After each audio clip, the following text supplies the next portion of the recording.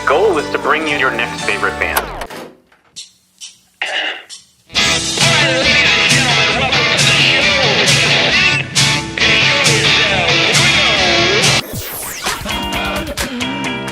Sweet, that intro is my new favorite band. That's phenomenal. I'm so excited to be on. Yeah. I heard a rumor that you might be able to play that song live today. You heard correctly. Yes. Excellent. So, good enough for rock. I don't know when I rock out here on your next favorite band and show. and listen, it's going to be everybody's favorite band. Phil, you weren't supposed to make me get all... God almighty, But this Phil. is why we do it. Like, seriously. I gotta gather myself. All right, go ahead. Okay. Welcome to your next favorite band. That's both the show title and our promise to you. We here at Stereophilia Studio are tireless in our pursuit of finding incredible, genre-defiant artists who are either a hot up-and-coming band or a group that has been delivering for years but have flown under the radar. Tonight, we defend public radio by learning from our local station and the grassroots efforts that are coming around to support them with Lovecartel. Each month, we will bring you live streams, audio podcasts, and perhaps even a live concert where you can listen to the stories and hear the music of artists personally curated by us based on what we feel will be worthy of your time. Be sure to subscribe and tune in to each episode because the possibilities are endless and you never know who will be Your next favorite band. Hello, everybody. Welcome to the show. I am your host, Philip Reese, and you are listening to your next favorite band. I'm actually gathered here by all three guests on the show tonight to kind of kick things off as our guest co-hosts for the beginning part, because it always starts off with a little bit of fun banter, but I didn't want to do that alone. So if we don't mind, let's introduce everybody else here. Margaret, why don't you go first? Hi, I'm Margaret McConnell. I'm the Executive Director of WDIY 88.1 FM, the Lehigh Valley's 30-year-old public radio station. Wonderful. Luke? My name is Lucas Wolk. I play drums in a band called Lovecartel. I do education advocacy as my full-time gig. My executive director and me always like to joke that she says that my alter ego is a rock star, but I always say no, like I'm actually a true rock star and my alter ego is actually the political advocacy world. And I've kind of, came up with the idea for this show and have, along with Ash here, have kind of been the backbones of the driving force of Right. all And together. the important thing to recognize, though, is that no matter what, it's a superhero. Clark Kent and Superman are still both a superhero. So there you go. Right. And Ash, why don't you bring us home here? Yeah, good evening. My name is Ash Kernan. I am the lead vocalist, guitarist, and just sort of all around go-getter in Lovecartel, along with Luke. And just super pleasure to be here. And the primary fact about me tonight is I'm a huge fan of WDIY, and that's like the most important thing that we got to know. And we'll get into the rest of it in a bit. Yeah. We are going to spend a lot of time here. It's basically a split episode because of the effort that's being made here to support. Basically, again, you heard it off the top. Defend public radio. Hopefully that this episode somewhat also maybe reaches and inspires other communities who also have public radio stations. We're going to use our Lehigh Valley examples to kind of show what's happening here. Luke and Ash really kind of being inspired to try and do what they can to raise awareness on how difficult it's been for public radios. So Margaret's here to talk about that firsthand. Luke and Ash are kind of talking about the event that's happening here in Bethlehem that hopefully people can attend and support. And then we're also going to talk about their music and kind of sprinkle some music in from all of the different musicians that are performing that day. But first, let's just have a little bit of fun here. There was this thing that was going through my mind, and then someone else brought it up with me recently, but I just kind of wanted to get all your take on it. It's kind of something funny. It's one of those things where after I say this, I think you're all going to be like, now I can't stop realizing how often it happens. Kind of like when you learn a new word. But there's this funny thing where, like, if you agree, actually, I think one of you did it off the top before we came live, but one of you, when we were talking, someone said, oh, yeah, 100%. And it's this way of, like, verbally agreeing with someone where you say 100%. But I always thought what was going through my head, and then this other person kind of echoed, was what if you actually gave the literal the actual number of what you believed? Like, if someone was saying something to you about, like, I really think we should maybe go this way. And you'd be like, 87%.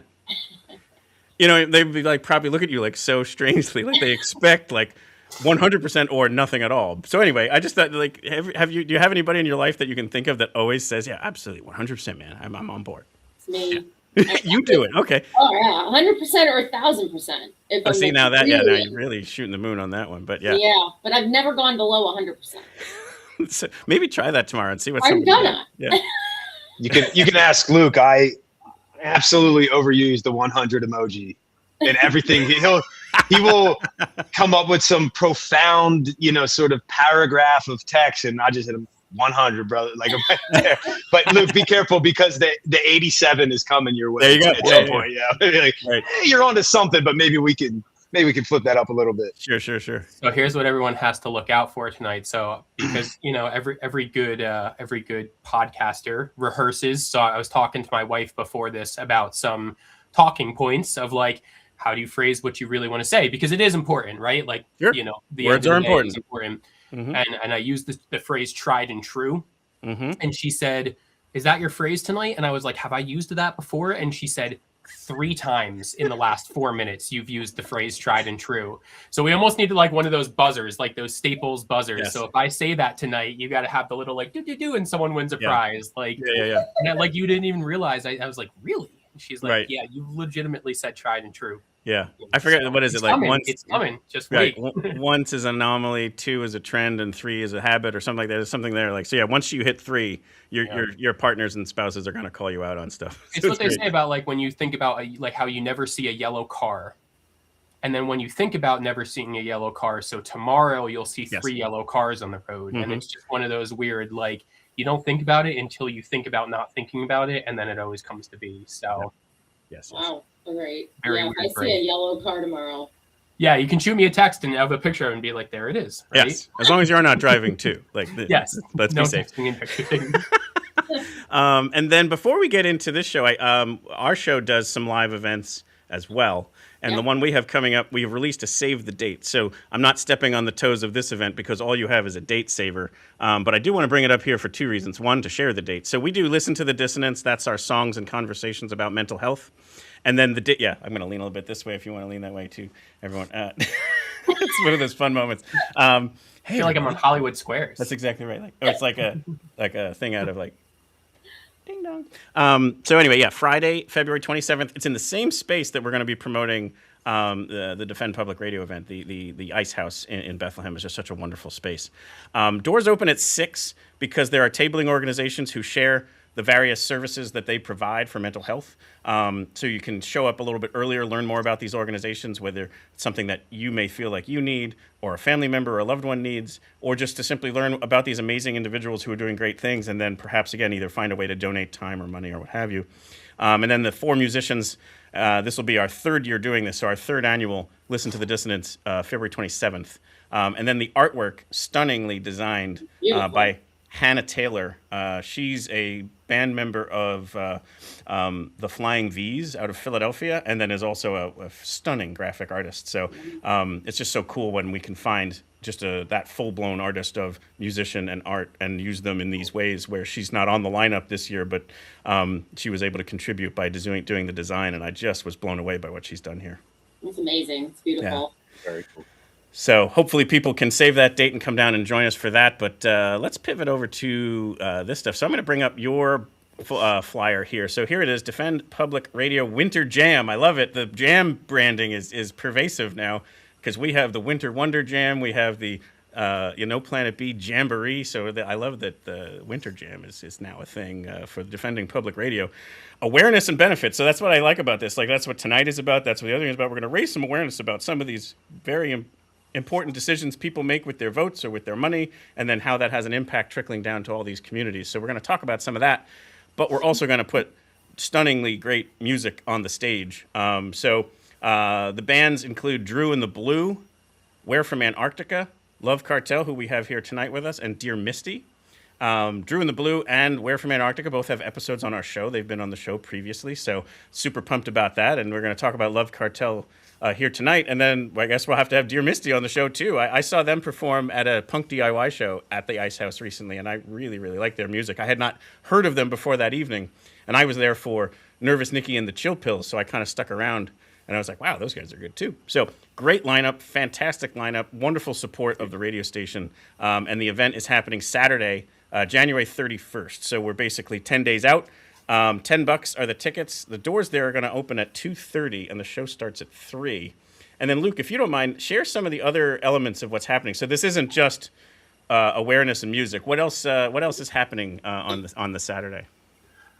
So we have a food truck. We have La Fricatona coming in to provide food, weather permitting, right? Like they'll be setting up outside. They're a woman and family-run business, woman-owned family-run business. My wife works for a nonprofit and has had them a few times at an event, and their food's awesome. And then Casa del Matcha, who is hopefully I've talked to opening up a business in Bethlehem, but I think I don't want to say the brakes have been put on, but they're getting to the point of opening up their business. But they're always at the vintage market and just any other like the Belleville guys. They do the Belleville Street Fair. She's always there and is just a wonderful person and great community supporter. We're doing a bunch of cool raffles. I have raffle items. One of them from WDIY, which honestly I can let Margaret talk about herself. Sure. But Compact Disc Center has donated a $50 gift card. Nice. Deja Brew has donated lunch for 2.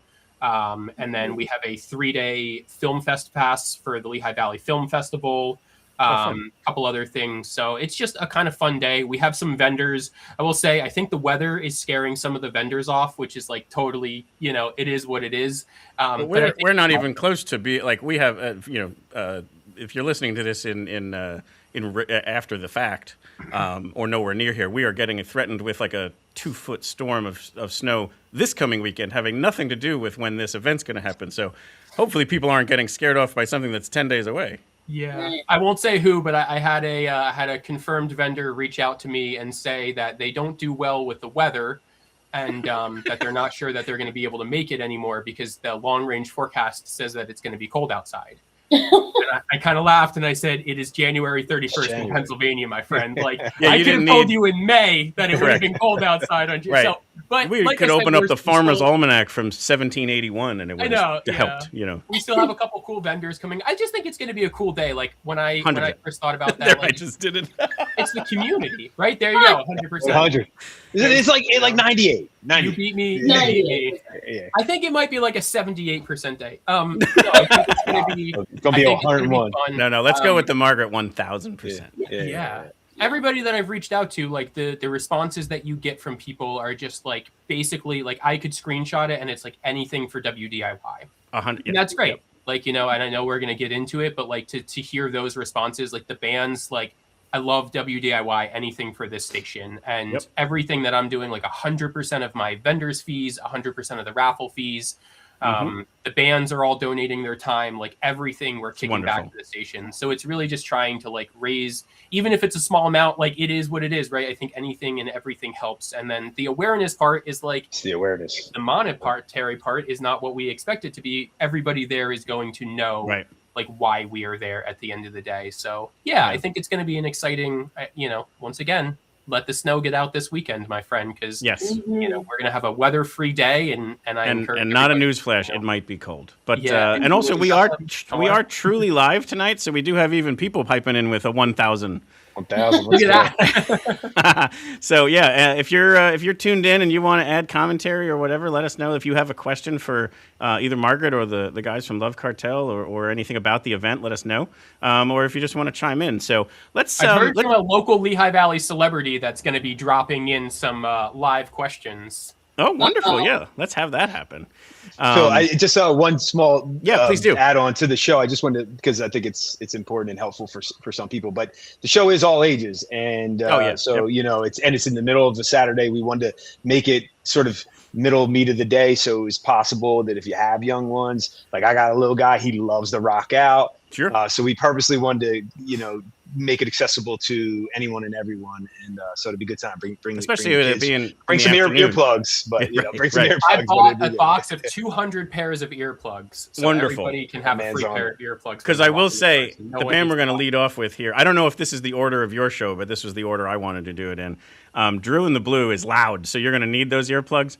And this band, I can't say enough awesome things about, Drew, Taylor, and Mandy. What a great sound. Garage kept rock and roll, or just blues on fire, whatever you want to call it. But it is fantastic. So wanted to share one of their tracks here before we transition over to the WDIY conversation. This is their track called I Love You to Death. And a little fun tidbit that I learned from the interview, the opening scene here is his actual literal proposal to his wife. So this is him actually proposing to her, but they were shooting a wedding scene for this video, and he just had the ring in his pocket, and he decided to pop the question right when they were filming. So this is genuine reactions right here. So Drew and the Blue, Love You to Death.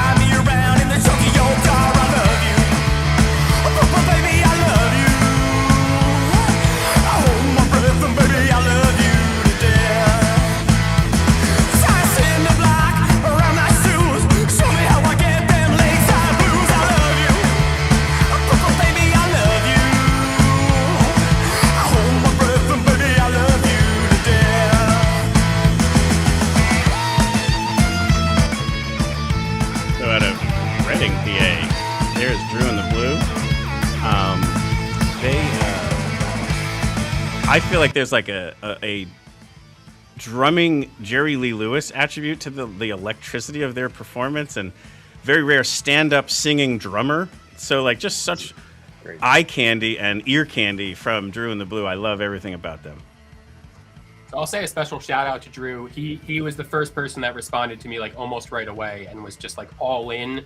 And I almost feel like it's cool to get we call them ringers, right? It's like the famous people, and like I know they're still a local band, but like they hold a lot of weight in this area, and I think people really dig them. So as soon as he said yes, and then I could kind of like, because I love Lovecartel, and Lovecartel started as more of a Philly band, so we are not known as a Lehigh Valley band. But as soon as I was able to say, well, Drew and the Blues playing, other people are like, yeah, we want to play with them. So really props to those guys, and their music's awesome. I'm just excited, like I'm going to be a fan for their shows. So. Yeah, that's fantastic.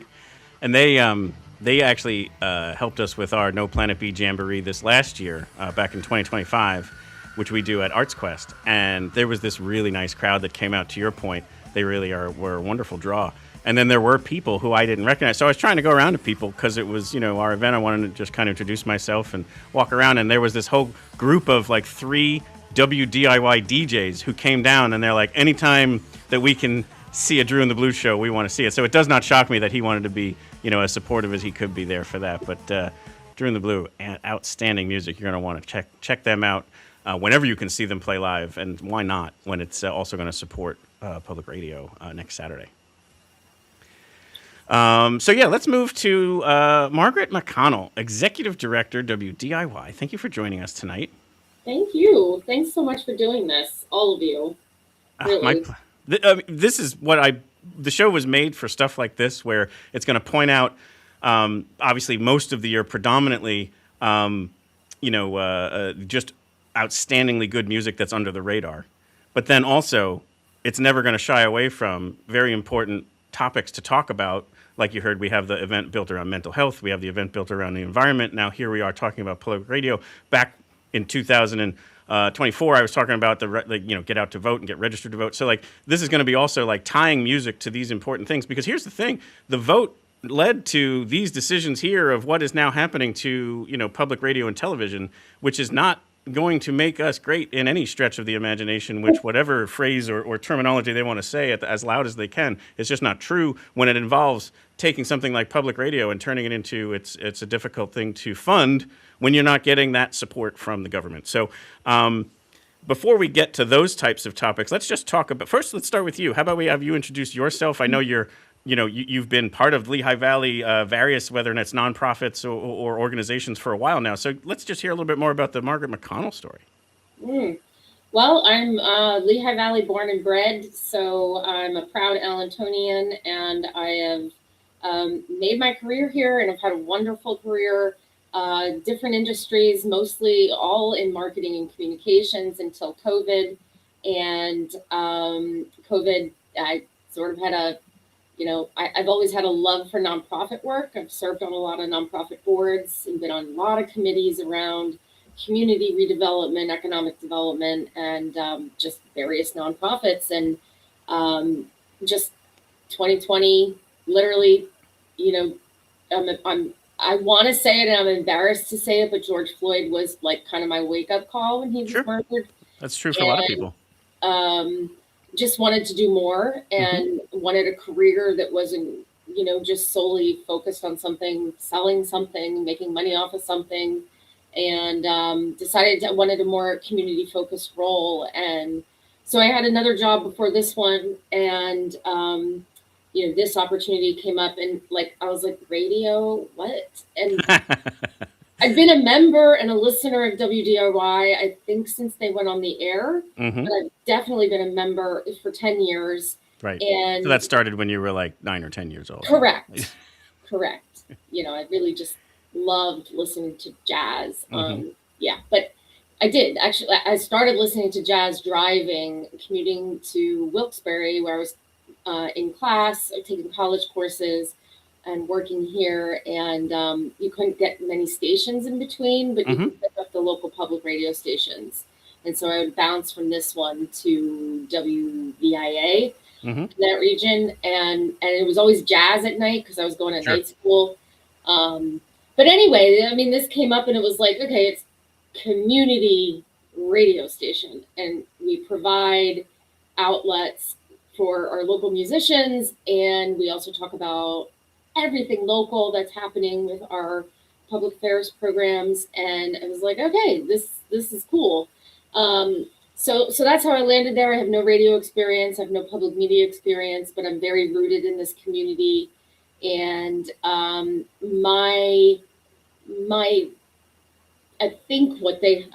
pretty sure what they hired me for is to raise the profile of the radio station. So we've kind of been this little scrappy, homegrown, literally by a few people that 30 years ago, actually 40 years ago, came together and said, hey, we want a radio station. We want to play what we want to play. We want to have trusted news in the Lehigh Valley. And took them 10 years to build this station, to raise the money, to get the antenna and the equipment and all of that jazz, to find the signal that has to shoot straight across to where we transmit. Right. And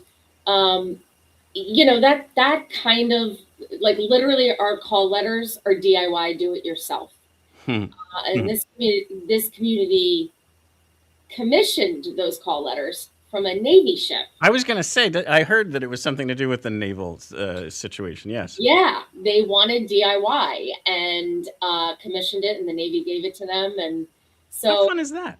It's a great story. Yeah. And the model, now that I'm in radio and in public radio, and I talk to colleagues, the model that we even have today is so rare and unique, because we are still community run as far as most of the people you hear on air, the people that are making the shows, that are picking the music, are volunteers. Right. Which is insane. We have 30... It's just for the love of the music and love of bringing it to the community. That's right. They love a genre, and they're like, I want to do a show, and they select the music. There's no algorithms. It's pure real human voice. Curation. Yeah. Let me bring up the site while you're chatting, and then you can also kind of point me around if there's a certain place. So I was going to start here because there's a page dedicated to promoting the Defend Public Radio Winter Jam.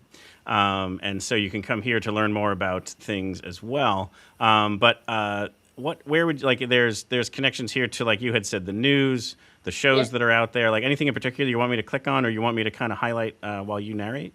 Yeah, so you're looking right now at our shows and podcasts. So these shows all run from 6 to 7 p.m. and they are all produced in our studios and hosted by volunteers, and they're all hyper local. They're talking to people in the community. They talk about things happening in the community. But if you want to scroll over to music, since we're talking about music, one of the really cool things, so you can scroll through and look at all the different music genres. We have some classifications: blues, jazz, classics. Right. But look at the 2-week music show archive. So all of our shows, just pull the little arrow down today's show, and then click on the blend. Actually, have yourself a great afternoon. So, you have to go all the way down to stop it. Sorry, I should have not. No, you're fine. There you go. Because it started playing there, yeah. So basically what that is doing is playing today's show from 1 to 4. How fun. And you can listen to the whole show for 13 days. So the music rights allow us to have that up there for 13 days. So if you love a DJ that plays every Friday 1 to 4 and you're Fantastic. like, I'm working, you can go and listen to it later. Right. So I think that's just really a cool thing that we do. This is great, yeah. And then find the playlists if you listen to a show and you went near a computer to look up the song that was on and you don't have Shazam. Right. Or you can't get to your phone in time. The song was. Yeah. And then you have to pay separately for the ability to broadcast on the internet as well as on over the airs. Oh yeah, we've got. I just actually had to increase our streaming capacity, meaning I'm paying more because more people are listening through streaming, which is great. But yes, we pay for that ability for you to stream directly from our website. Right. So if you're outside of the range of 88.1 FM or 93.9, you can still listen whenever and wherever in the world. And we definitely have people that listen from all over the country and beyond. That's awesome. Greenland, pretty sure. And Greenland. Well, it's still still Greenland. Yeah. But I guess I wanted to point that out because of now let's pivot to funding, like what it costs to run a station, what like just anything you would want to sprinkle in there. Like there's obviously administrative costs. There's the cost to, obviously we just talked about broadcast over the airwaves, and a separate cost to broadcasting over the internet and stream. The other elements of just running a station. And then also, if you don't mind, like this is where I think it's important for people to get the reality around those cuts and what they did to specifically your example of what WDIY had to bear through that. Yeah. So, of course, we have rent. We rent our building. The antenna that we transmit from is on top of the building. So we are literally tethered to that building at this point.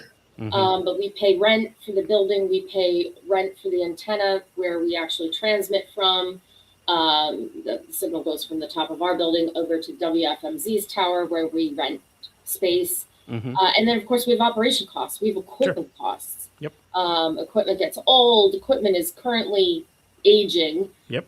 So we have to replace equipment. We have staff that we have to have produce all of this stuff. Yep. And yeah, so the rescission that happened in July took 15% of our revenue that we were getting from the Corporation for Public Broadcasting. And I know that doesn't sound like a lot, but but I would encourage anybody to cut 15% of their salary and see how they do. Right. You're cutting expenses somewhere. You're looking to cut something. Something's got to give. Sure. And unfortunately, the station had already been running in a deficit for the last few years since COVID. And, all nonprofits are going to go up and down. That's just the way it is. But, we're coming from behind already. And then, we made a few gains and then we're right back, 2 steps back. So it's a big hit. And so we've just been like, well, I have been looking at every way to cut expenses, but we don't have a lot of expenses that we can cut. No, right. And actually, this is a great point to bring in it. So we do have a question from the audience, and it's from George Wacker, who you just recently did an episode with. He says, "Hello, everyone. Looking forward to the show. Question for Margaret. What are the budget cuts changing for WDIY right now, and what are you doing first to protect what matters most?" Yeah, so Great question, George. Thank you. Yeah, the budget cuts or the revenue will start impacting us starting in probably March, April. Right now, we are doing a lot of strategic planning and exploration around the ways that we can reduce our expenses. And then at the same time, looking at our revenue generation and what other avenues are available to us. And is the community going to step up, and how do we structure our offerings to the community to say, will you support us? Yeah. And it's a lot of times what can happen, and this isn't meant to be anything other than just the reality. When there's the crisis, there's a lot of people who come around it in that moment, but you're going to need this budgetary fix at least for the next several years. So it's one of those things where a recurring support is what's the most vital here. And I may be either under or absolutely. No, I mean, we've seen bigger checks come in, donations from people who haven't donated before, and in the last 6 months. But the question is, are they going to do that year over year? Sure, right. And how much can we build up that individual donor support, and then also what is the community, the local government, the state government, how are they going to step in, and is this important enough for them with all of the other causes that are out there? Because listen, like, we're not the only ones being affected by what's happening in Washington right now. People's lives literally are at stake, and corporations are going to have to decide, individual donors are going to have to decide, who do they want to save? And that's just really unfortunate that this is where we are in this country. But I hope that there's room in people's hearts and wallets to protect something that, when we just talk about the music, like bands like Lovecartel and all of these bands that are coming together, like, where else are you getting that platform? You're not getting it on commercial radio. There's no way you're competing with these big major labels that are pushing out their pop stars and their big money makers. Public radio is here to support your local artists and to make sure that genres that aren't considered commercial successes can be heard. And that is really important when you're talking about quality of life. You can go and see these bands, like, even if they're in Philly, it's an hour away.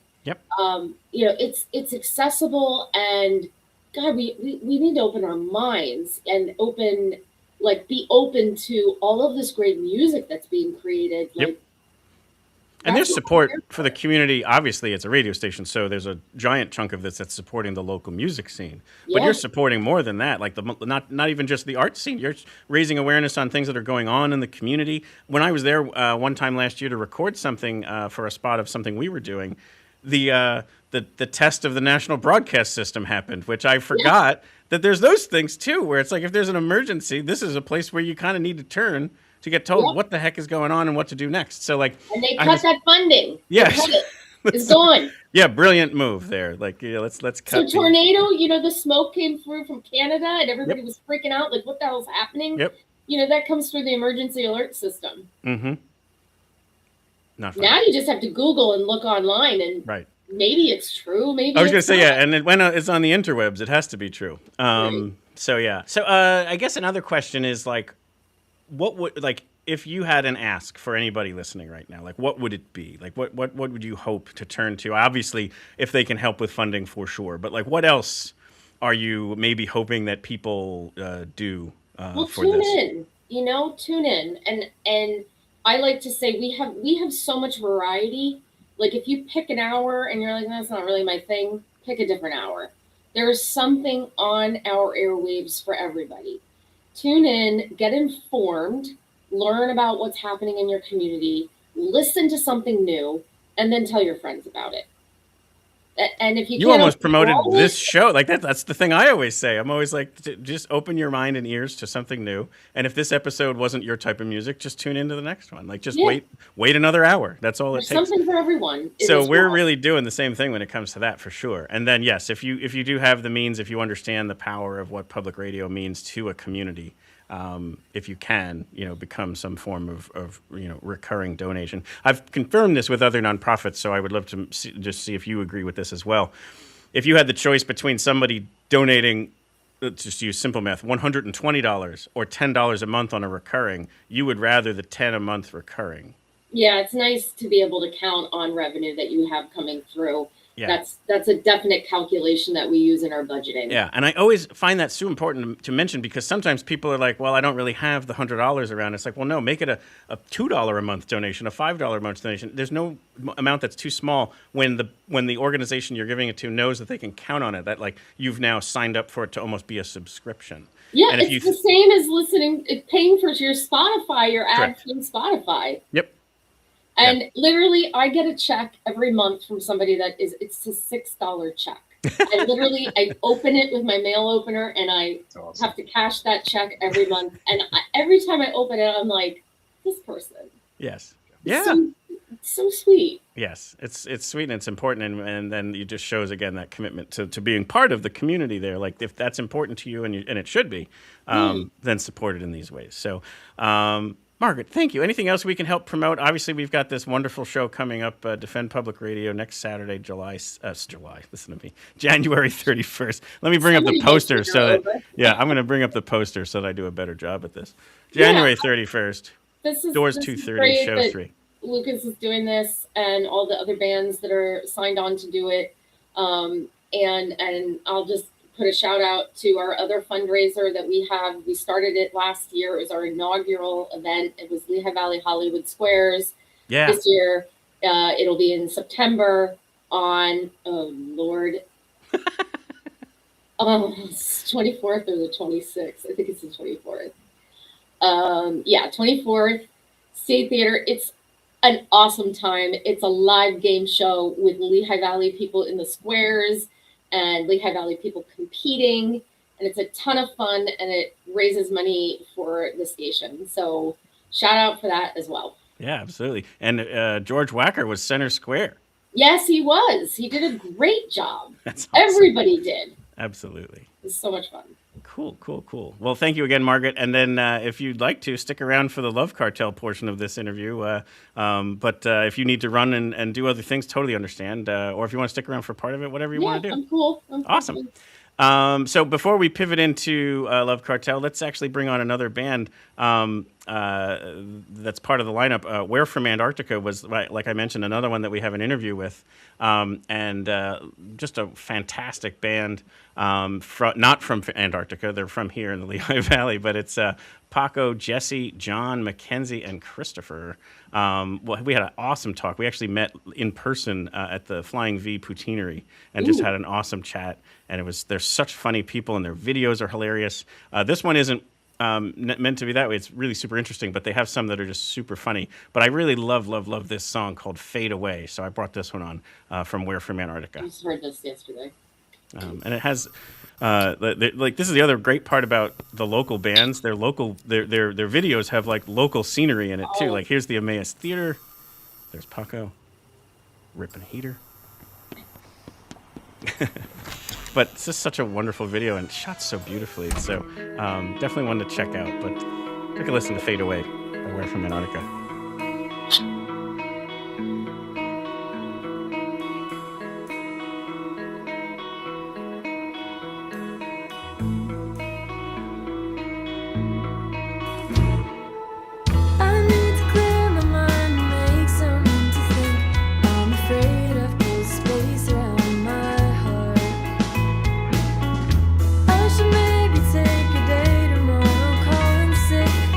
Around the dying town.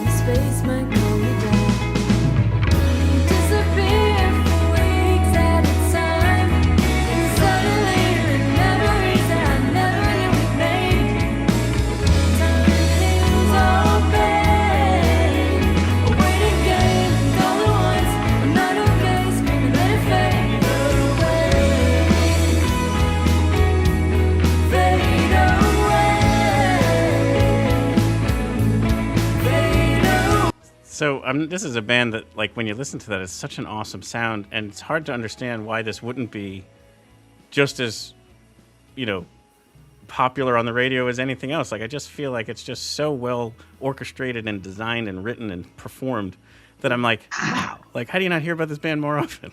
Right. Yep.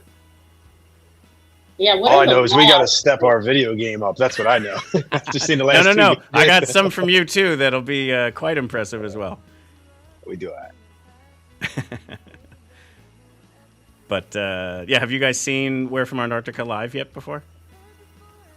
I'm not super looking forward to it though. Yeah, they're amazing. They're so good. So yeah, take a listen more to We're from Antarctica. It's a great overall just catalog of theirs. And now we're gonna pivot to Lovecartel. Well, first, this will be probably a good way to kind of transition. Let me do something like this. Let me try this layout here.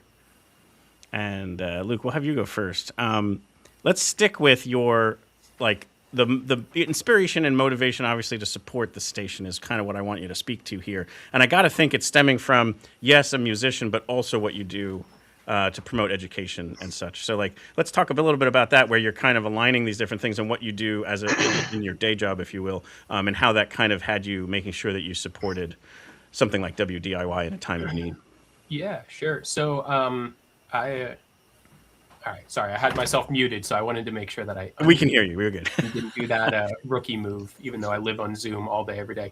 Mm-hmm. I mean, I'm once again a Lehigh Valley native. I grew up in Albertus and Emmaus. We were actually talking. I was like, "What is the Allentonian version of Bethlehem?" And I was like, "Is it a Bethlehemite?" I was like, Mm-hmm. I was like, so I'm a Bethlehemite. I own property. I own a house in Bethlehem. Spent the last 15 years. Sound off in the chat if you know what you're called in Bethlehem. Yeah, I know, right, George? Where are you when I need you for that one? Well, yeah, because it would be an Eastonian and then an Allentonian, but it can't be a Bethlehemite. Yeah, there we go. Right, it works. I like it. I'm a tried and true Bethlehemite. There we go. Love it. So I grew up. I mean, I've played music in this area. I was the 14-year-old, playing shows at Croc Rock when that was still a thing. You're kidding. Yeah, no, I used to be in like a little punk hardcore band and just had really, really cool opportunities to play music all across this area. Literally since I was young. And it was funny, as Margaret was kind of saying about just like the opportunities that WDIY brings to this area. It made me think that I literally just wrote it down on the piece of paper in front of me that there was a meme or a post going around on Instagram from some musicians. And I saw it more than once that basically just was talking about how like the music industry is dead and there is no music industry. There we go. And I think in a lot of ways, like as a local musician, you can feel like, yes, that's true, right? Like that it's hard to compete with Capitol Records, and every band like that we've heard today, like you could tell me they're on Capitol Records and I'm like, you should be, right? Because that's how good some of these bands in this area are. Yep. But I don't think the music industry is dead. And I don't think the music industry is dead because of stations like WDIY that are putting platforms out there. And honestly, living in Bethlehem, there are some people who are like rock and roll is dead. I'm like, okay, go to a Drew and the Blues show and tell me that. Like, exactly. And like when you live in this area, like, oh my God, we have Music Fest. Like we close our city down for 10 days for local artists to be able to play all day, every day. Like I bought my house in proximity so I can take 10 days off and walk to Music Fest every day. Like that's, I do the same thing. Great, right? That's so, like, where the show stemmed from, was just the sheer hysteria of just Music Fest enjoyment, especially coming out of COVID, where it was like, we are back to being together. Yeah, it's amazing. It's like the coolest thing. And for anyone who's never been, like it's awesome. So I taught music all around me. I taught music professionally for about 13 years. That is a heck of a snare drum collection. Yeah, I know. Every time I say the number of how many I own, my wife is like, that number keeps going up. And I'm like, it does keep going up. But I lost my job due to COVID. It kind of like, I think COVID just threw a curveball into everybody's lives. Mm-hmm. COVID was slightly odd because it was one of the better, like I went back to school and really kind of mapped out a new career path for me. Did 2 years at Northampton Community College, greatest school in the world, honestly, and allowed me to do it basically like another Lehigh Valley gem for sure. oh my God, like the fact that you can go to school after you lose your job and like be able to financially afford to do that. And then transfer to Moravian. I'll wrap it up. I my last year in Moravian, I wrote a 120-page paper comparing inequities between Lehigh Valley school districts. So I kind of looked at Allentown and Parkland and East Penn and just kind of said, like, I can walk between these two districts, and I'm not really sure why I have such unique opportunities between them, right? Like, so I think that like be that way. started my mindset, kind of like Margaret said with George Floyd. Like you do a years long research on like a specific subject, and then my executive director got her hands on my paper and basically just like said, "Come work for me." I was student teaching at the time. Like I got certified to teach, like, you know, in Pennsylvania, took the praxis, did everything, and then at the very last moment was like, let's go work in politics because that will be fun, right? Why not do that? You know, and like everything, I mean, I think I got into it right at a very, very crazy time. And I think just like Margaret, and honestly, like I don't want to like leave here without saying like how commendable it is that like she is doing what she's doing. Sure. In this job. And then like she said, not really coming from public media, and then he dealt with this like almost immediately. Like, and I'm not taking away, but like, this isn't someone who's done this for 30 years in this, and like, let's give it, like, you're kind of new to this, and like just handling this with such grace, honestly, and just powering through, right? And that's what we do in this community. And that's like, I love Bethlehem in a way that like, I will always stand up for my city, and I will stand up for people that stand up for their city. And WDIY is right in the heart of it.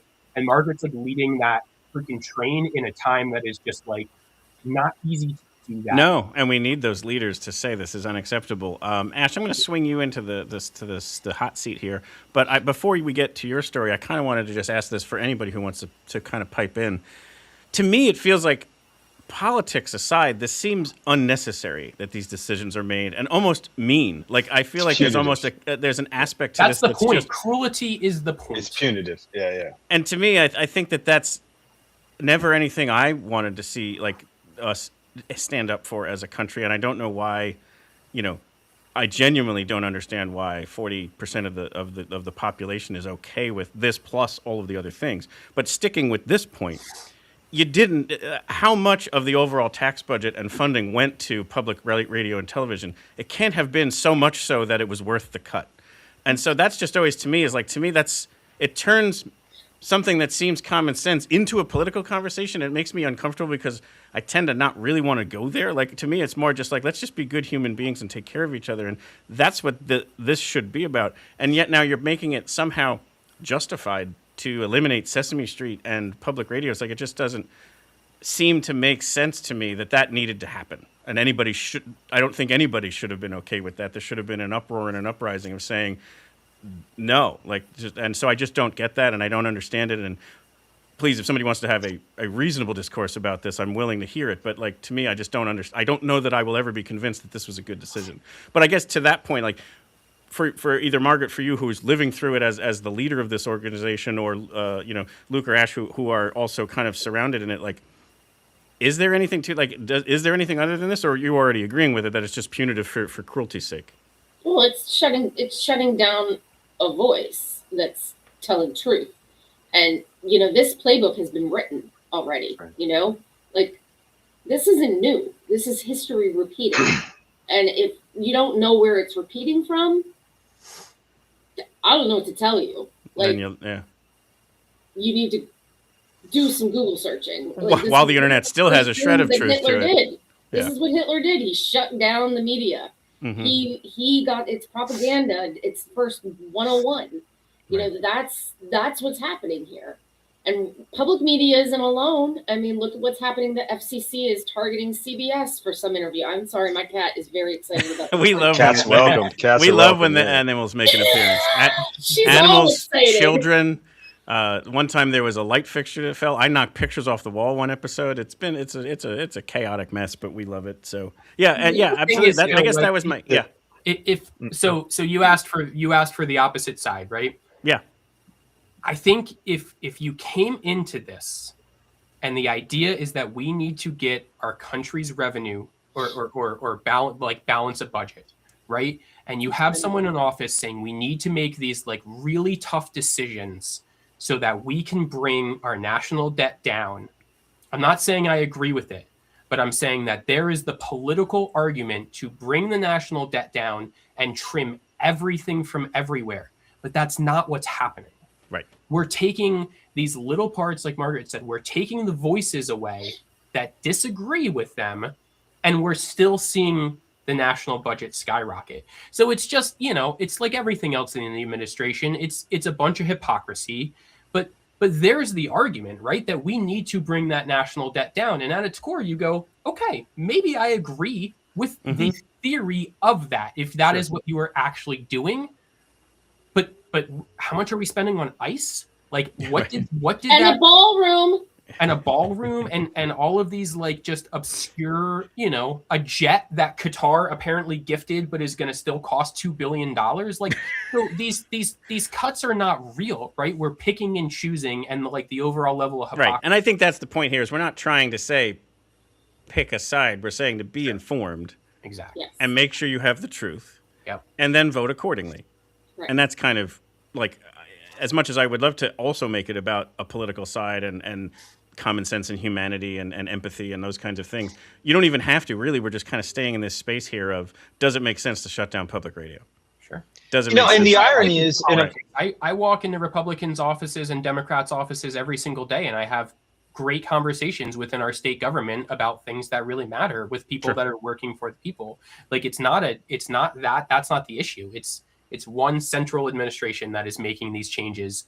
And it's like, it's my favorite quote. It's my favorite saying now. It's shoot first, aim later. That's what we're doing. We're just shooting, and we're going to see what the results are after that. Right. Ash, you were going to say something?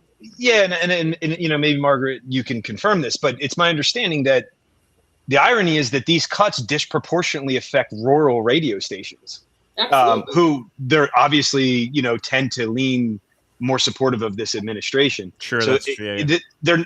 They're not even landing on their intended. I mean, certainly they're spraying and praying, and there's a lot of sort of bystanders getting hit, and of course people like WDIY are certainly feeling it. But just from a sheer impact standpoint, rural radio stations depend on broadcast radio and public radio exponentially more than urban centers. I mean, look at what happened in the hurricane with it when it was in I believe it was North Carolina, right? And that sort of community aspect to all this. So I mean, look, we all know, the irony is, or excuse me, the funny part about this administration is they always just say the quiet part out loud. These cuts are clearly aimed at quelling voices of dissent, right? And sort of they have an agenda. And the other thing is that this administration is optics first, right? And so even if the money is minimal, they can at least pull over the narrative. Look, we're owning the libs, or we're doing whatever, which is ironic because, sort of from a fair and balanced standpoint, I would even argue that, like, and I'm a super progressive, like I would argue that NPR and the likes are, very moderate in their positioning. We can get, that's a conversation for another day. Right. But you're talking about like an Overton window change where it's just like you're actually shifting what's considered moderate, and that's powerful if you own that shift, and that's also what's happening. Right. But we'll save that for the political podcast. Let's get into the yeah. We'll definitely do it. But let's get into the Ash Kernan story. Let's hear more about like your personal life and how you are also not personal life. Sorry, your professional life. So my dating life's going good. My wife's not a fan of it, but like it's cool. Right. I'm sorry, I'm blushing now. But what I mean though is like what you do in your kind of like regular job, and then also like how that kind of aligned with this initiative and inspiration to kind of support WDIY, and then we're going to pivot off of that into the music. Yeah, absolutely. So a bit of a winding road on how I got to be where I'm at, but by day, I'm actually a self-loathing music lawyer. So I'm a music entertainment IP lawyer, recovering, I guess, and quickly trying to exit out into something more, I'll give you the whole story. But anyway, long story short, was sort of a real young indie musician for the longest time, really just trying to grind it out and find my voice in my early 20s. I had a little side hustle business, and that would just pay the bills while I was feeding this sort of music habit. At some point along the line, I met my longtime musical partner, Anthony, who is, by all intents and purposes, still a spirit member of Lovecartel, even though he's sort of stepped back for, indefinitely for the foreseeable future. But what was the band? Narco Lolo, right? I was going to say. So we yeah. started this band, which has to be the world's worst name for a band ever. I don't know. I kind of ridiculous. Like it. Yeah, it was this ridiculous play off of Marco Polo with narcotics and being dumb and idiots and all that being stuff. dumb. But yeah, we were just young and naive or something. But anyway, yeah, no, I digress. I love it. It's good. But energy. that band had a great run. We had some good times. We did some little bit of sort of touring throughout on the east side of the country, like regional seaboard stuff. Had a good time, but ultimately it sort of as bands happen, it sort of crushed under its own weight of excess and just sort of difference of opinions. So I sort of fell back into my own sort of station and really thought about what I wanted to do. And I thought that my musical career was kind of coming to an end, but all the while still had these songs and was writing that ultimately turned out to be the makings of what is now Battle Scars, the first Lovecartel album. Mm-hmm. Anthony sort of tended to his garden, as I like to say back then, and we ultimately reconvened and we moved forward with Lovecartel. But the irony is in the making of that album, there were some things that happened that sort of opened my eyes up to the business side of music. Sure. And left a real sort of bad taste in my mouth, if you will, about it. And part of that was a contract in which I entered into. At the time, I didn't think I needed counsel. I was just one of these sort of like hopeless musicians who was just like, I'll take whatever's put in front of me, or whatever. And I got into a situation that ultimately turned out not to be very advantageous on my behalf. And it took the wind out of my sails, and all the sort of momentum I had building, I found myself just like flatlined. And out of that though, I thought, all right, fuck it. Like we're done. I'm done. But what I am going to do, I've always had an interest in law and politics. I was always highly political as an activist when I was in my 20s. And so I was like, I'm going to go back to law school. I don't exactly know what I want to do, but I think I want to, either do constitutional law or music law. So, con law, government, like it's all on brand. But I put myself through night school and then came out and decided, were you driving at night listening to jazz music on WDIY? Yes, exactly. Just that's fast the forward. Through line here. Yeah. I hung a shingle out and knew I had a great entertainment law professor. Shouts out to Ken Jacobson, one of my like dearest sort of mentors. And he really steered me into the music direction. He's like, look, man, you're good at this, kid. Like, just do it or whatever. And so I hung out a shingle and I ate shit as a music lawyer for 5 years. And I struggled. I was like, people knew me in Philly. At the time I was living in Philly, I'd been in Philly for 20 years before moving up to the Lehigh Valley.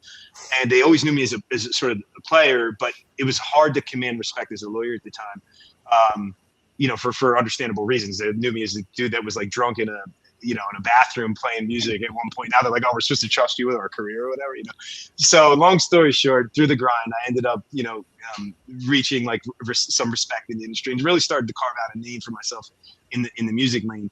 But the irony is, and you hear all the war stories, like the closer you get to the industry, the sort of sheep wears, the wolf nose, whatever the sheep and wolf's clothing type thing, whatever the fucking saying is. Emperors in sheep's clothing. There it is. Emperors in sheep's and clothing or whatever it is. I just became Somebody's disenchanted. Wearing something. Yeah, the naked people. Yeah. No, but on a serious tip, I started to understand how the business side of things actually work. And I started gradually, subtly becoming very disenchanted and sort of disillusioned with it all.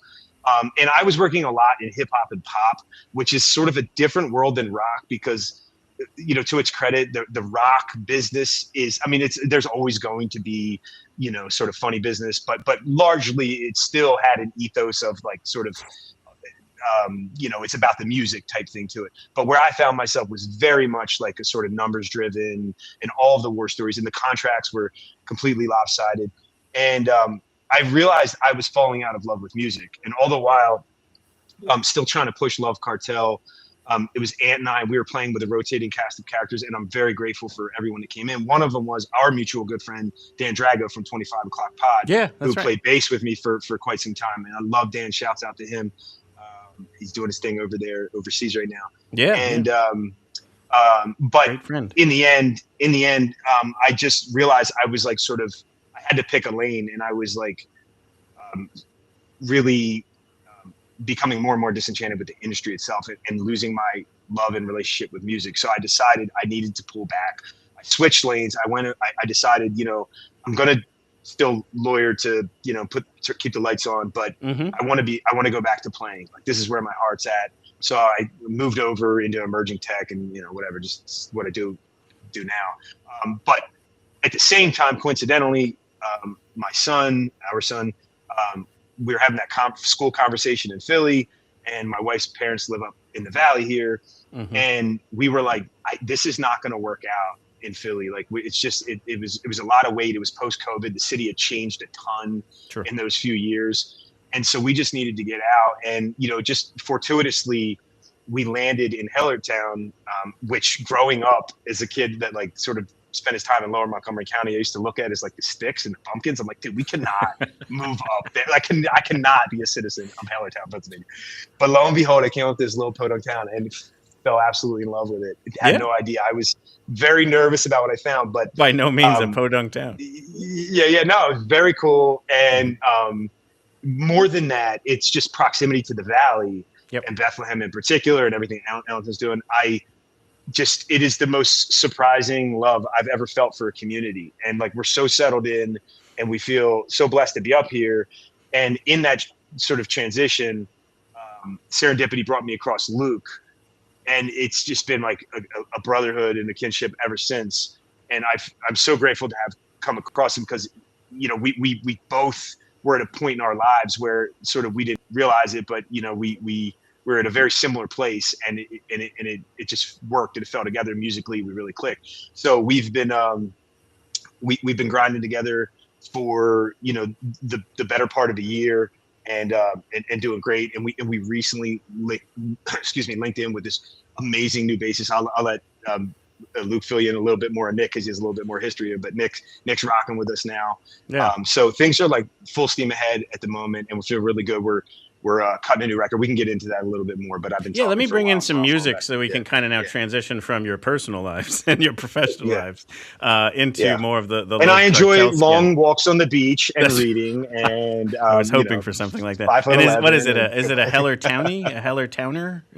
So I'm like I'm up in like Saucon right at the moment. We moved a little bit out of it. I'm Sauconian, I guess, at this point. But I consider myself a Bethlehem. It's very important that we know what to refer to people as. A Bohemian Bethlehemian or whatever. Yeah, it's very tribal on this show.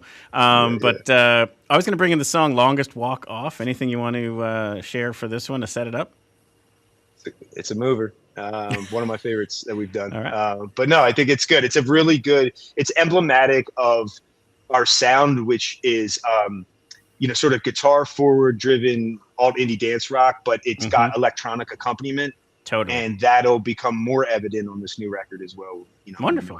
Let's take a listen to Longest Walk Off by Lovecartel. And always really like that you went here with the no space between Lovecartel. So we're going to hear more about that in a second. But enjoy some Lovecartel, Longest Walk Off.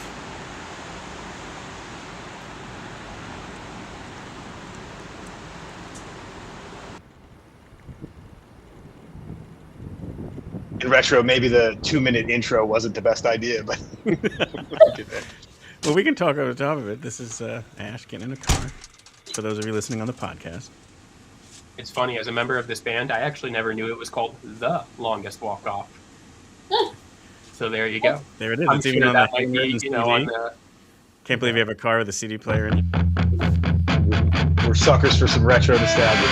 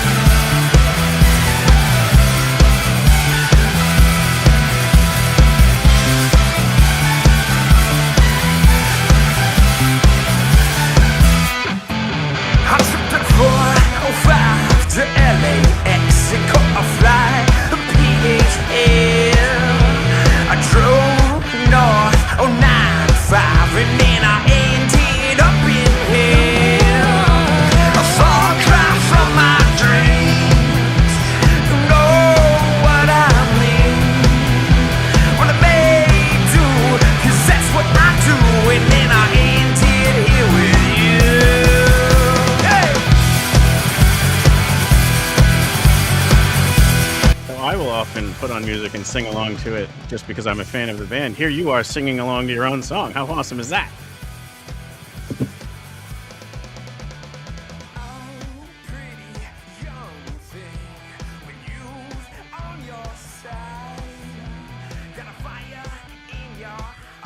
It's funny. There's those who sort of embrace themselves or like very comfortable in their skin when looking at themselves or like happy to perform and listen. I'm the opposite. I could make something and be like, all right, I'm good. Like let the other people enjoy it at this point. I will say it has been more common that the musicians that come on this show don't like watching themselves in the video, or they're just like, oh wow, I haven't seen this one in a while. But like most people are not. Yeah, like, this one's a little bit I older, look so good. I was like, look at that younger kid right here. Who's this young man? This is a tall drink of water. Anyway, so yeah, there is The Longest Walk Off by Lovecartel. Once again, we are promoting the event here. Hang on, let me bring up the thing again so we can make sure we get it all right. Saturday, January 31st, the Ice House in Bethlehem. Doors at 2:30, show at 3. Pretty much everything here organized by Luke and Ash to support WDIY. In order to help defend public radio, and we're trying to raise some awareness about all of that as we go. So, wait, we do have another question here from the audience. Once again, George Wacker helping us out with some excellent questions from the chat.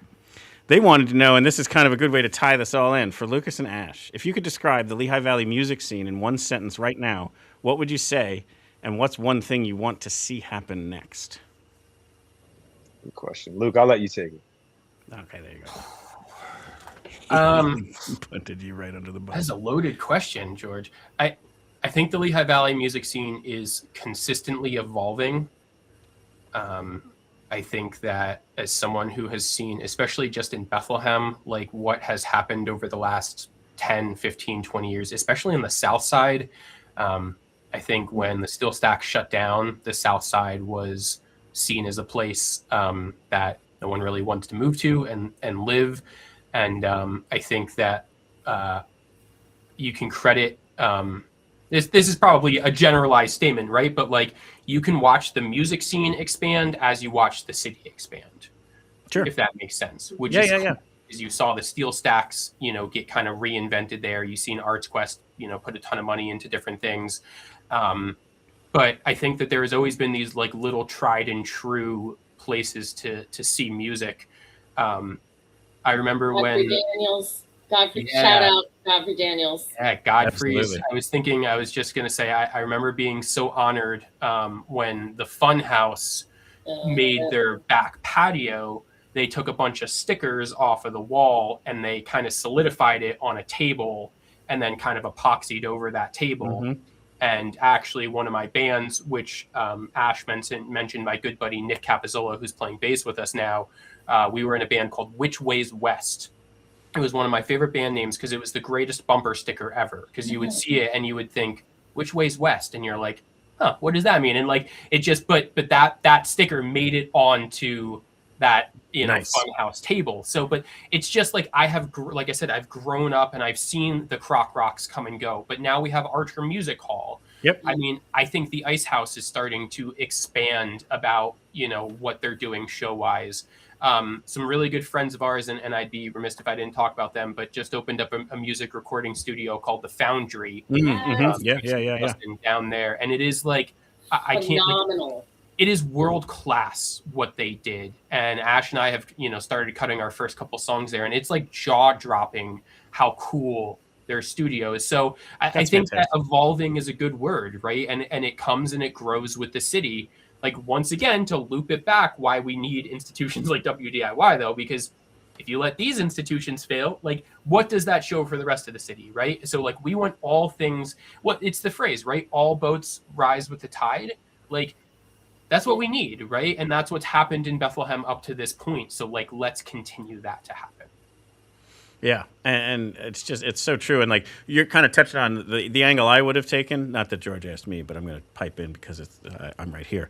But what I always try and tell people about the Lehigh Valley music scene is its comprehension. So you were starting to touch there on venues. Like we have the 75 cap listening room to the 3,000 person like stadium basically, and then you have everything in between. But then you also have these musicians who I don't think I can think of two people who play the same genre. Like, there's so many different genres represented, drastically different ones. I think we have everything covered.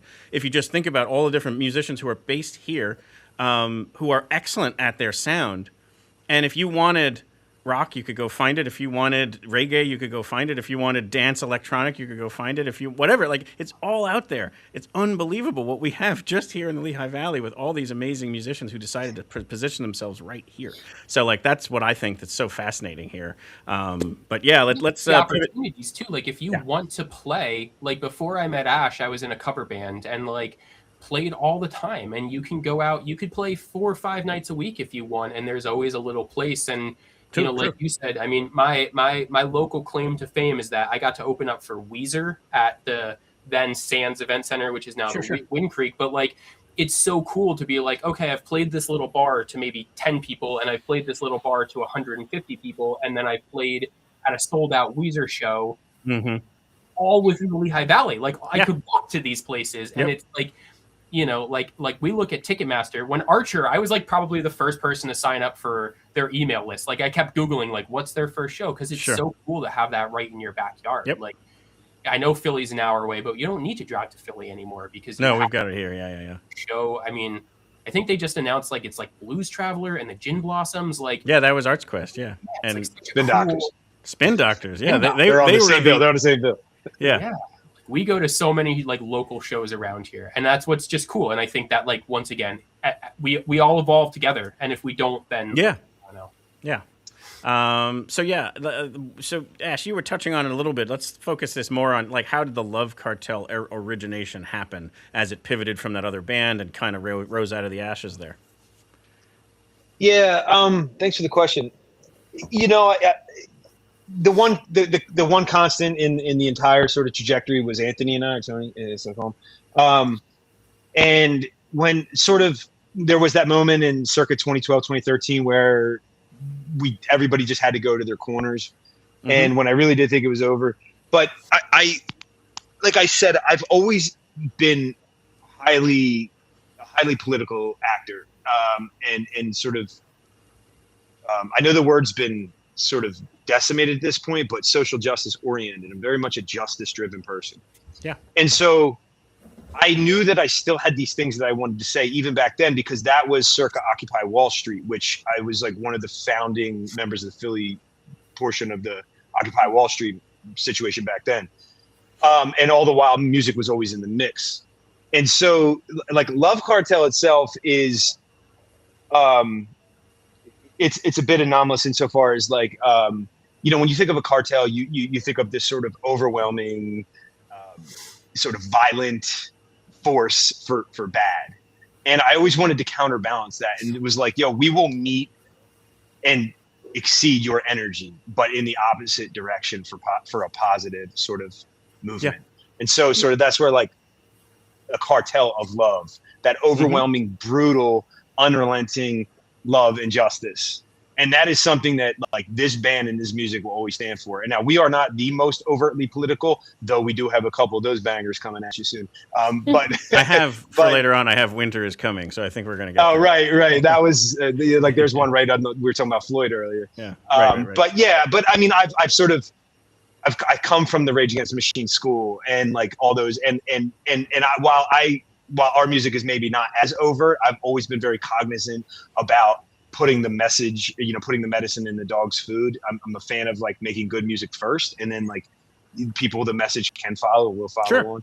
So so that's sort of the genesis behind the name and sort of the ethos behind the band, and why there's, like, hearts all over the, you know, our sort of our presence is a lot of hearts. I'll bring up your site. Here we go. Yeah. Check this out. This one may need some refreshing. I don't know which one we're going with, but all right. Okay. This was off our, it's funny. Still some updating, but we released an EP in 2020, Sayonara Till Tomorrow. And this is very much, was started in that era, but I know those two young men. Those two handsome gents right there. That's really what we were going for, Phil, is just like the most handsome band around. All sizzle, no substance. Right? Like, that's what I've learned in the music industry, right? You don't even have to make good music. Like, if you look decent enough, someone's gonna tune in. I need this Lovecartel I do. MFR T-shirt. That's a good one. I like need that. Got you, brother. I got you. Yeah.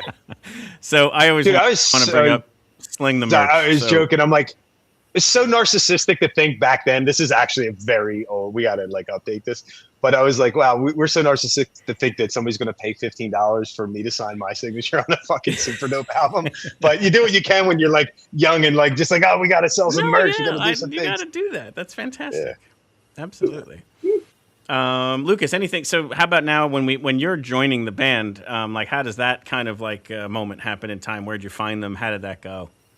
I posted an ad in like a local musician forum that basically said I want to have fun playing music again. Oh wow! And, So a similar mindset to what Ash was experiencing, where there's something was lost. Yeah, very much so. I was doing the cover band scene. I was just playing just to play. Oh, that can suck the life out of you. Yeah, it just felt like work. I did it for a long time and played with. It happens to me just listening to it. Yeah, like really, really great musicians, and it just, No, that's what I always say. Fantastic musicians. None of that is meant as you know? disrespect to that. And I get that it sells tickets. I just want And, music discovery. Clearly, I have a show about it. But like to me, it's like, yeah, I get it. That if you had to play that every night and not your own music that you wanting to be inspired to perform, I could see where that could just become a real drain. Yeah, and I think being able to like I was teaching music, which is never like you never know what the paycheck's going to be, right? Like we get a 20 inches of snow and then I don't teach for a week and I don't get paid. So I think like getting a big boy job, as I call it, like I know what my paycheck, like I could finally take a moment and just say like, I want to do this because I love doing it.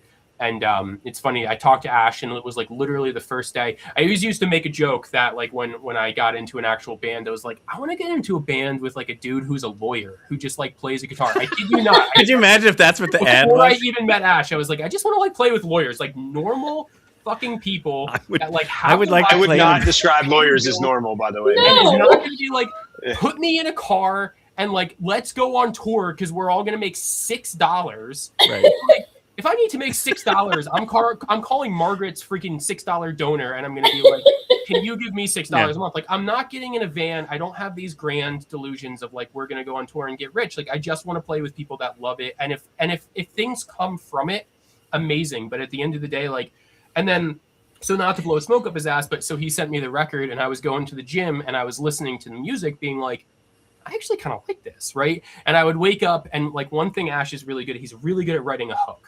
So like you listen to Lovecartel and then you sing that part in your and totally earworm. Yep.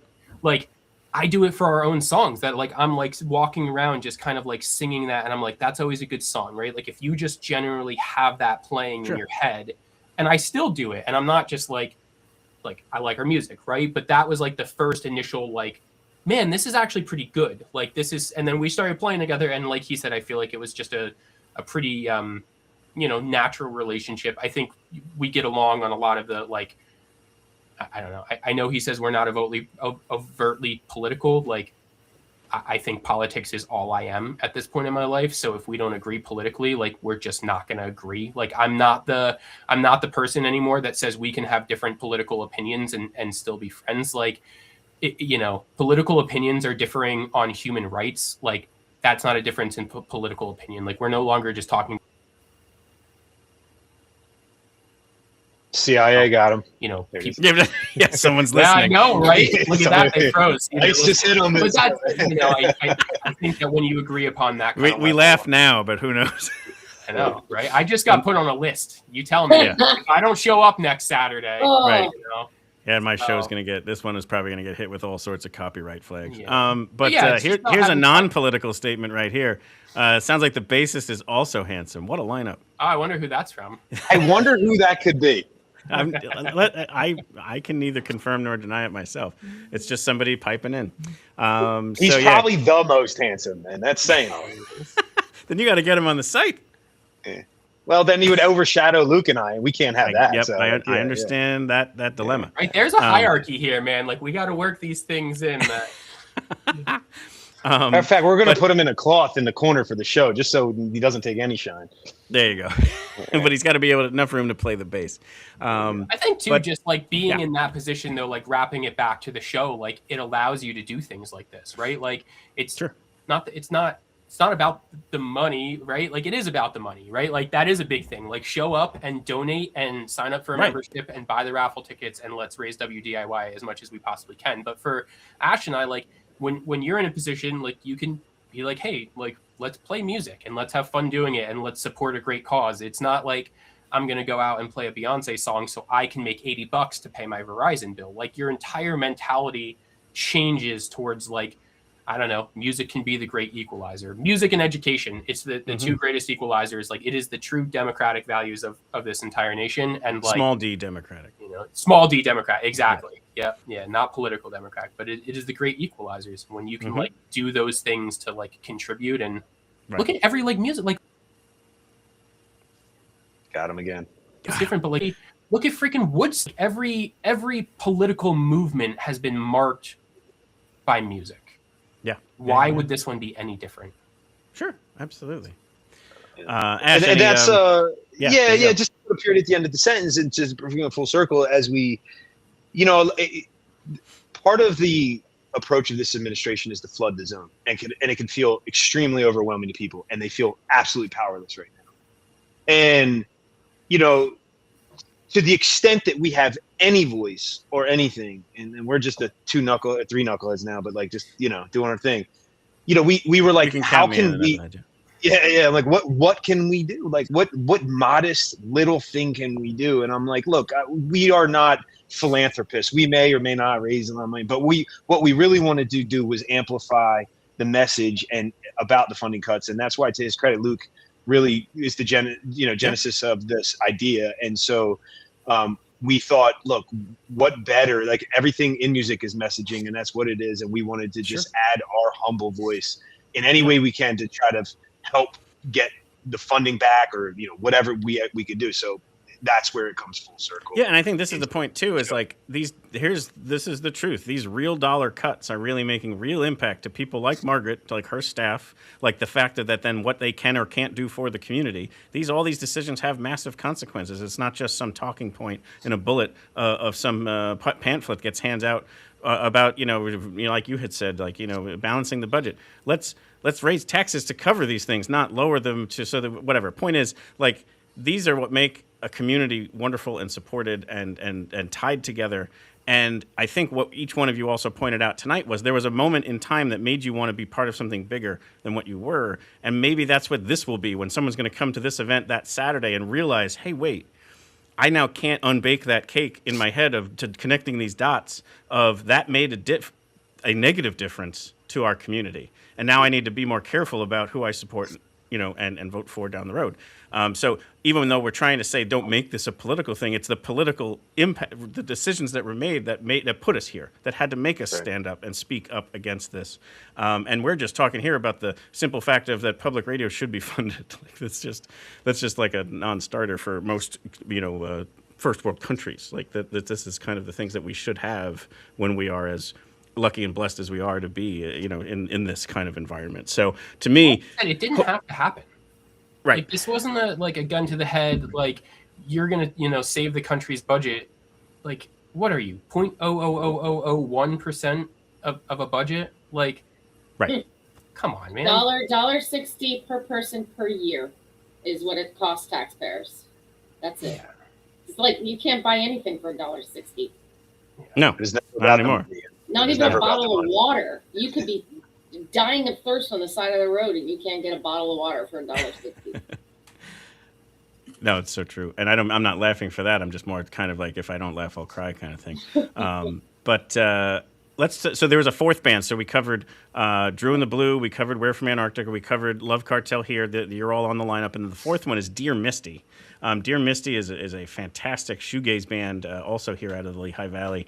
And I have a song here of theirs called Insecure Cocaine. So take a listen.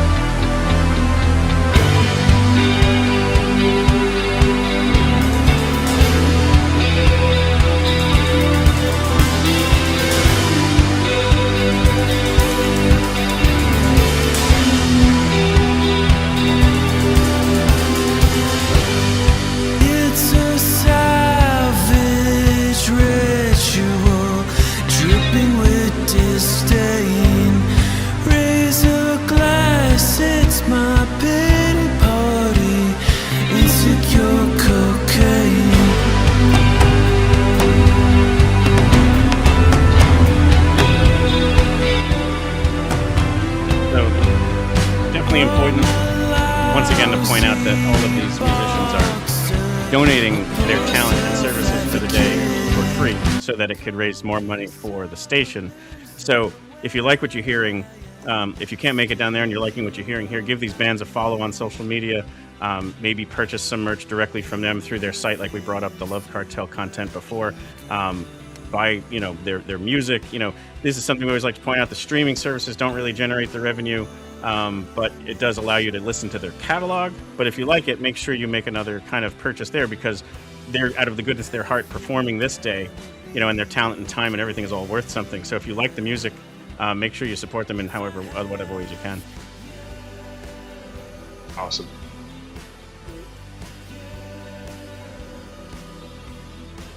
And incredible lineup, like such a wonderfully curated lineup. I'm so hyped for the lineup. I'm as a fan, like not even a player. I'm just like, the other bands rock, dude. It's gonna be it's such a good show. Yeah. So, one last time, Lucas, take us through what other elements are there going to be. So you have the 4 musicians. You have kind of like the raising of the awareness of different things, but then we've also got what else for people to enjoy on Saturday, the 31st of January. Frozen again. Greenland. So there'll be food trucks, there'll be vendors, there's going to be raffles. There's different ways to kind of like just have it be. And then Ash, I think you were pointing out there, it's an all ages show. So there's there's no reason not to come down, and enjoy all of the fun and festivities. It starts at, like we said, doors at 2:30, show at 3, with 4 bands and all the other stuff going on. This thing's probably going 6-ish, right? Yeah. Yeah. Yep. 2:30 to 6, about that. We and look, to the extent, like $10 is the minimum, to the extent that you want to donate more. I mean, it's literally a donation to the station. So 100% of whatever you give goes right to them. So nice. Very no very amount cool. is too high. Yeah, and I can see that you're taking cash or Venmo at the door. So, like you said, that's all going to go towards the station. Margaret, we've got you in the center square there. How can we help close things out here for WDIY? Yeah, just all of these bands, like, we are supporting them, and we're supporting our local arts and music venues who we help promote their shows and help get butts in the seats. So this is what public media is here to do. And we hope to see you on Saturday. I will be there and would love to greet all of you. And thank you for coming. Thank you to the bands. Really, really touched by all of this. And if people can't make it, they still can support the station. There's a link on the website. Absolutely. To become a... Yep, WDIY.org, donate button in the top right. Perfect. Awesome. Well, thank you, Ash. We're going to play after the credits. Winter is Coming. Anything you want to share about that track? No, it was a one-off single in between sort of more long-form efforts that I was living in Philly at the time, right in the middle of the George Floyd protests. I had confrontations literally right outside of my door. People, people from vying factions in that conversation, Sure. And it was very omnipresent and real. And I remember just feeling so, again, like voiceless, or like, look, I can go outside and partake in the violence, or I can do whatever. But I was like, I know for the moment that I need to get this out of me. So this was just like my thoughts in the moment, as literally in real time. There were people outside my window engaged in, all of the kinetic energy that was 2020. And so it's an aggressive song. It's very overt. But it was us saying, this is we're standing on business, and this is who we are. Absolutely. Yeah, and we got Lucas to come in. Luke, we're saying goodbye. So let's I'm say so sorry. No, you you're waited good. until the end, and then the FBI decided to cut me off. And you got cut off. So now speaking to us from under the bridge in Found. Bethlehem, That's Pennsylvania. it. I'm telling you. But yes, Luke and Ash, thank you so much for coming on to talk about Lovecartel and your backstories, and then also thank you for all the support and grassroots, inspiration that you're providing for WDIY. And Margaret, thank you so much for coming on and for all you do through the station and this incredible, offering that you have given to the community of WDIY. Thanks for amplifying it. Absolutely. And we want to thank you, Phil, for all that you have done and will do. All right, Phil, let's say goodbye to everybody. I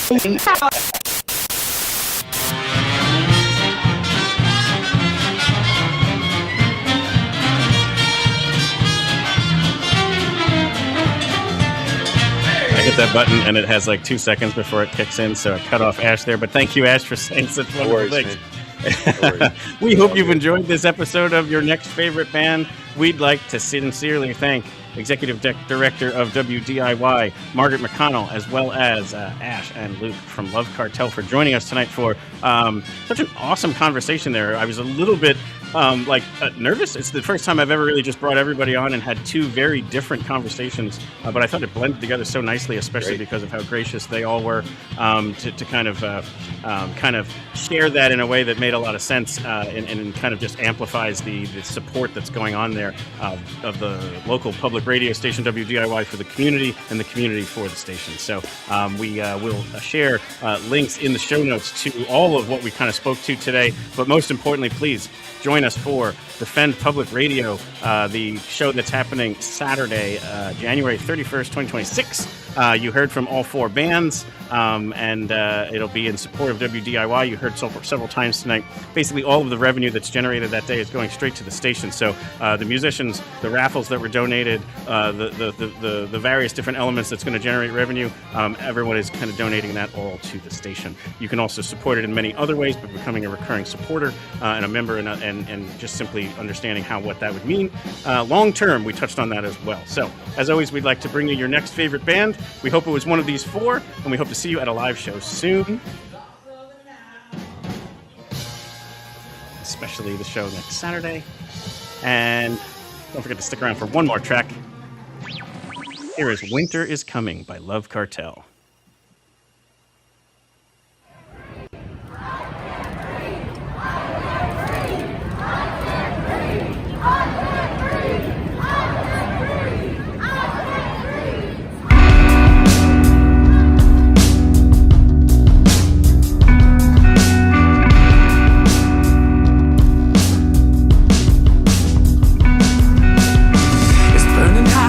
Temperatures rising, but through the flames we're keeping our eyes on the prize. Though it's hard, George ain't dying in vain. A change is gonna come whether they like it or not. It's long hot summer on the road to freedom. It's long hot summer on the road to freedom. It's long hot summer on the road to freedom. No more asking, goddammit, we're demanding respect. Winter is coming and with it goes sorrow. This long hot summer won't last. Out of the ashes we'll build a new tomorrow. Until then, all will be friends. You want love, we can meet with love, but make no mistake, we'll go blow for blow.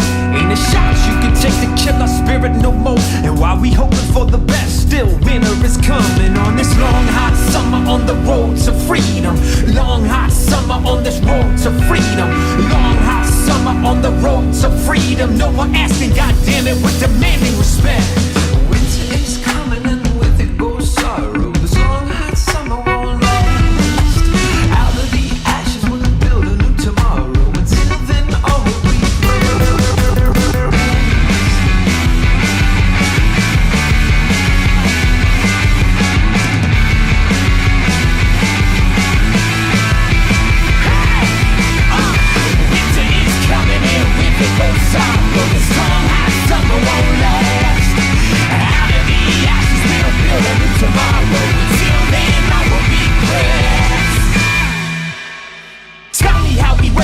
when every time we hit the ground, all the peaceful bees are met with murder and brutality. Hatred in the precinct, hatred in the courthouse. Racists up on faceless, racists racing from the blame. Now, show me how we work this out. Show me how we work this out. Show me how we get from here to there, and we will show you those loving arms, open wide, open heart, open mind. But till the day that justice reigns, no peace, I swear, it's so spring. Hands up, don't shoot.